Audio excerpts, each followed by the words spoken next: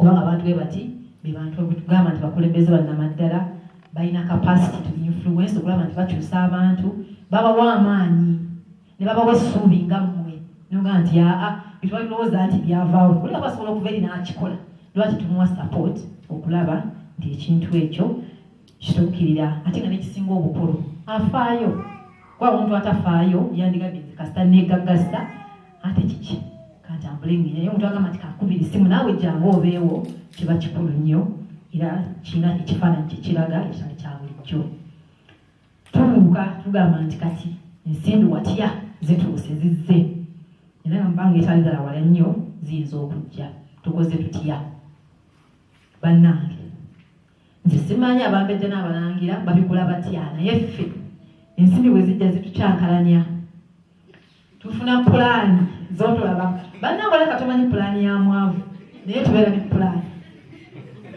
bw'ofunanga obudde noyogerako n'abaavu basaba bayimiridde ku kkubo bajja kukubuulira emmotoka sitowola givuga eri zera bwe naafuna ssente gyenjo pulaani z'abaavu teziggwawo era essuubi ly'abaavu lyo teriggwawo kati kituufu nnyo amaddo mangi naye kati tuddeyo wali twagambye research wagamba ndi ssente bwetubanga tulina ebyobusika bwe bitaggwerawo mu baana baffe biggwerawo mu bazzukulu bwe tuba tuna kitukozeewo naye ne tugambira bwe zijja ate zombe tukyankalanya zombe kuba ng'abakopi ng'oli munnange gwe nayise naye abakyankalana nga balali ku ssente tusooke tutule tugambe tulowooze tugambe ssente zino bwe zijja mu bulamu bwaffe zigenda tukosa zitya oba zigenda tukasa zitya tudde ku balance sheet baaccountant bakiyita balance sheet wogamba nti nyinawo wano ebyobugagga byange niwano nyinawo ate ebirala ebinyiga ebitali byabugagga biwandiise ng'amabanja notuka nobalansingamu kati wano netereza ntya twemate zikwata ku spending nga tulina amabanja agatutuddeko ekyo nakyo tekikola tulina okulowooza netugamba nti katweza zizze kiba kyabugagga kyo okikozesa otya okulaba nti kikuyamba bintu byolina okulowoozaako olina okulowooza bannange tutambulira mu mabanja n'ensimu etulina eri mu mabanja so kati amabanja bwebanga zisente zizze ng'olinayo ebbanja eriryawo nsibira tina estate erina amabanja kubanga gina emisango gyonna abaalooya biki sente ziba zikola ki zigenda zirina okusasulibwa omuntu yaba ataddemu ezize ziba zirina okumuddizibwa so bwe ziba zizze ebyo birina okusooka okulowoozaako nga temunaba kukola ki kutandika kukwata ku mugabo gwe mufunye tugamba nti muteekewo essente zetugamba eza rainy day fund kibinyeekuba okutonnya n'oleka ojjukira okugula umbrella tuli ffenna abasinga ekwemala kutonnya n'atandika okunoonya ate munnanga abantu bazigula kuba bw'oyimira bwoti n'obalaba oluvaayo nga bate umbrellas ngeri abantu bazigula ng'ekyo kwe kuzitowererako omusana gutandisa okwaka naye omuntu alina umbrella ke yagula kaateeka mu nsawo wonna enkuba wejjira avaayo buvi ng'atambula naffe tugamba oba olinayo wali akasente kaako ku side keeka okuyamba bwabanga ebintu ebyo kibizze wana okuteeka sente zaffe mu kyetuyita liquid investments ekintu ekivaamu mangu sente nti bwema nkutadde bwenti sente wano bwema nzaagala ngenda bugenzi nga sente zange nzifuna tugamba abamu ku mmwe mutuuse retirement kati mutuuse retirement mwe temwagala kulowoozaako mwagala mutya okujjukirwa muyinza okuba nga mulowooza kulowooza nga ffe tukyaliwo biremu tebiriko pulaani mupulaninga ne katonda bwapulaninga so kati bakitegeeza nti naawe olina okuba nga olinawo pulaani yo nti ate kati nze ngenda kukola ntya noba nga nawe bwerowooleza oba olina sente zino zanguya ebintu manye omuntu ayogera nga sente tewalira kyo kiba kizibu n'okuwuliriza kiba kizibu era neewunyiza nnyo okuba nti mukyanvuliriza ng'ate sirina ati ekisinga ddala obukubira nga ntisembezaayo nga kakodyo bannange omuntu eyabawa mwe munaamuwaaki nomwagambye nti ensi byampanguwe mwe mumuwadde ki yabawadde ekyobugagga kiryawo teri kyabugagga mu nsi muno kisinga ttaka bwe tuba tusomyeko ne bagamba nti bazita factors of production ekisookera ddala land nolaka bagasaako ebirala nemanya capital ate abantu biki naye nga tolina ttaka ate kati olina tonozimbaku mwezi exactly so awo ngambira nti mulina okubaako n'ekintu kyomukolawo ekiri special ekyenjawulo ekisobola okulaba nti erinnya lya Ssekabaka Sir Daudi Chwa lisigala liwulikika ireme kkoma kati era nga mwembwera ebintu bye tulowoozaako nti muyinza okufuna gye tuyita family trust.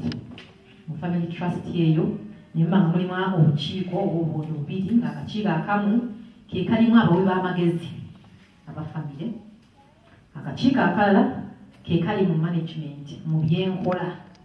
Kati akakiiko kaba keetaaga professional company again gye tuyinza okuyita COP. Kwa mulimu gwa COP gwo gwakulaba nti ekisigadala obukulu mu generatinga ssente. Estate etula butuuzi ne batunuulira naye tube nga tusobola okugifunamu.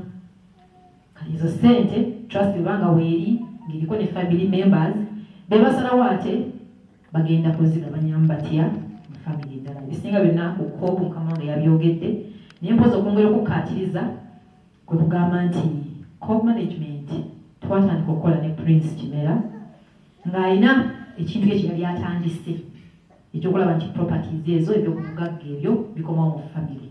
Ffe COP management ne twongera ku ngezi kumusapootinga kupushinga mu direction eyo nga tumutuusa watasobola kutuuka nga tugula enzigi eziyinza okuba nga nzibu gyali okugula. Yes, so tuli ate bagenyi nnyo. Kati n'ekirala nti tulina obumanyirivu mu kukolagana ne gavumenti ey'owakati. Era ng'abamu ku ffe nga bwe mu boodi yaffe tulinamu already abantu abali mu gavumenti ey'owakati abanguya ku bintu bino ebimu. Simanyi mwali mugezaako okutuukirira offices eza gavumenti naagala mumpulira experience gye mufunayo niba ogenze okunoonya passport omwezi guyinza okuba nga tonnagifuna naye nga buli kimu bagamba kiri kiriya begenda kwata foomu ziteeke wano kola booti naye n'omwezi gugwa nga togifunye. Sawo tugambe nti weetaagawo omuntu ebintu tosobola bikyusa mu kiro kimu naye oba olina omuntu asobola okutuusa weeyagala okugenda lwaki tokikola. So ndaba nti wefuwa gye tulina okugendamu naye kyatulina okulowoozaako mu maaso awo kwegwa nti tulina frame eya revenue tugamba kati ssente ezo zizze tukola tutya.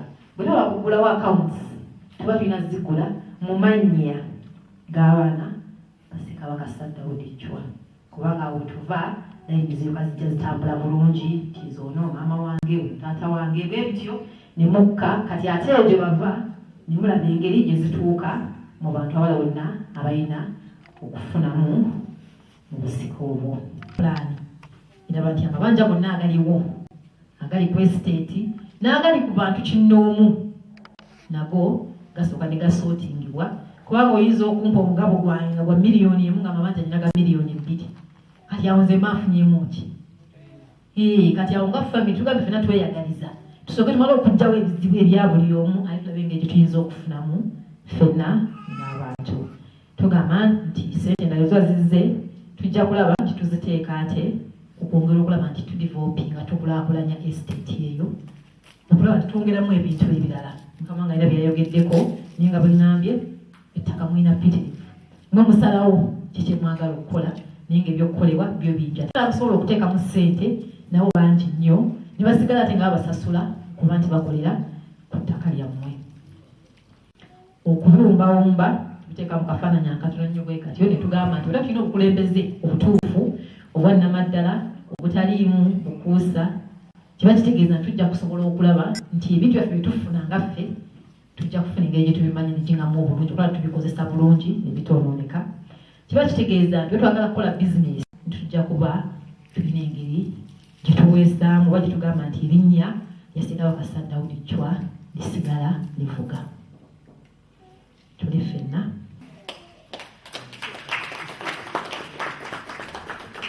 mwebale nnyo mwebale ddala nnyo kumpuliriza temujjangu. Twayanza nnyo Namutebi olw'okubuulirira okwo okulungi. Akaseera kano twebaziza olw'okutuwuliriza. Tubadde twagala okumala eddakiika nga 5-6-7 nga tutwala ebibuuzo waba walina ekibuuzo ku bye twogeddeko olunaku olwaleero. Tugenda biwandiikako wansi era tugenda kufuna abatuddamu ku sayidi ya family oba concern endala yonna gye mulina ku sayidi ya COP.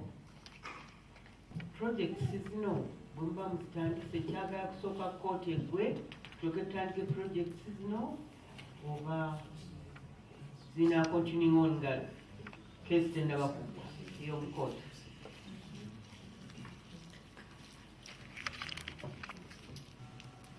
But some of the projects can be started because there's some land which is already in possession. So, but like that mega project, land which is in contestation, those we have to wait. But as COP, we have already started. When you start designing a city, it's expensive. So we have said, okay, we know some of these court sessions might take long, some of them are going to be shorter. So for us, we want to look at, with what we have, what can we do with it? Yeah? So yes, some projects will wait, but others, we can go with them. Yes. Maybe just to add on to what he's saying. These projects, not a 2 days project, it's not a 1 week's project. These projects, some of them will even take 20s of years.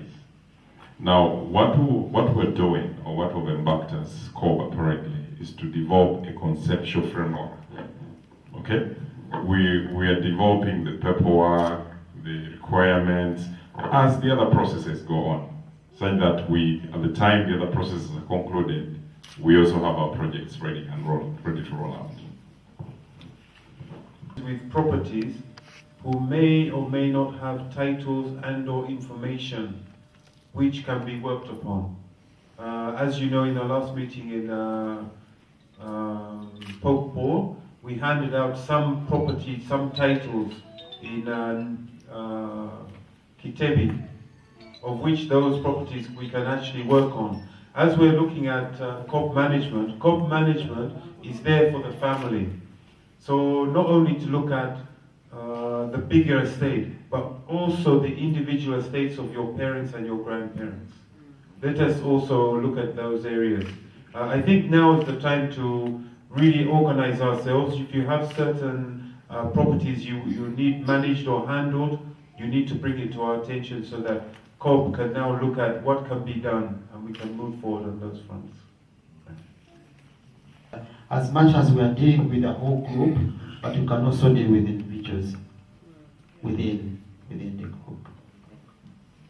Webale nnyo kyenjagala okumanya nti ttaka ki limwogerako eririwo wampulidde nti waliwo already eririwo naye ttaka ki eririwo eryacwa limwogerako kuba n'ekirala ndabye ebifaananyi byebutulazaabo nga birungi birabika bulungi naye zo mukulaba okwange kabanga kikyali ekirooto tetunafuna ttaka eryo kuba ettaka kyekikulu bannange ate tulina okutegeera nti wakyalo ne badministrator nabo nga bakyali mu kooti kati ekyo nekiba si kyangu tetunatuukayo bulungi nnyo naye ndowoozera nga bwe tutandise enkola eyo tujja tuukayo.